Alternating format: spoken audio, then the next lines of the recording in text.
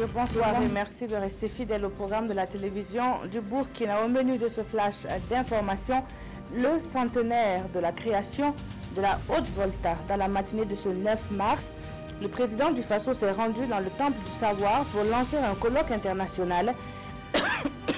Pardon. Les universitaires du Burkina et d'ailleurs sont appelés à porter la réflexion sur les 100 ans de l'État-nation de la Haute-Volta au Burkina Faso.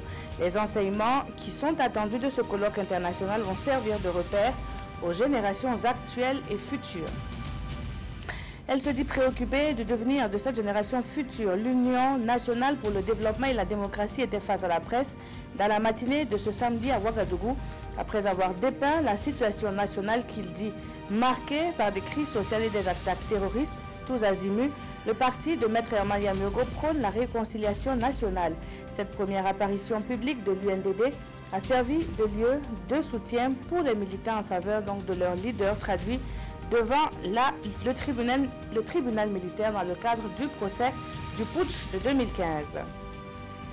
Si je vous dis Sikasso, Korogo et Bobo Dioulasso, vous me demanderez certainement quel lien.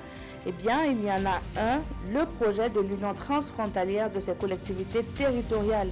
L'Union, créée en 2016, a pour vision de booster la coopération transfrontalière dans un espace que partagent 3 communes de 3 pays que sont la Côte d'Ivoire, le Burkina et le Mali. Depuis quelques jours, le président de l'UTCT, SKBO, et son équipe sont en tournée en vue de rassurer les bailleurs dont l'UMOA sur l'usage des fonds mis à la disposition pour des projets communautaires. En Algérie, ce 8 mars, il y avait foule dans les rues du pays, non pas pour réclamer de meilleures conditions pour les femmes seulement, mais pour tous les Algériens. Ils sont sortis pour dire non à un 5e mandat du président Abdelaziz Bouteflika. Des centaines de milliers de personnes étaient mobilisées dans les grandes villes du pays pour exhorter l'invalidation de la candidature du président octogénaire, affaibli par un AVC depuis 2013.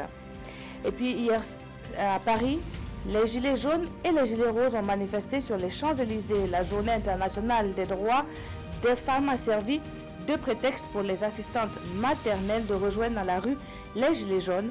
Elles protestent notamment contre le projet de réforme de l'assurance chômage et ses conséquences sur leur activité. Il s'agit surtout d'une convergence pour se faire entendre et comprendre par les autorités françaises.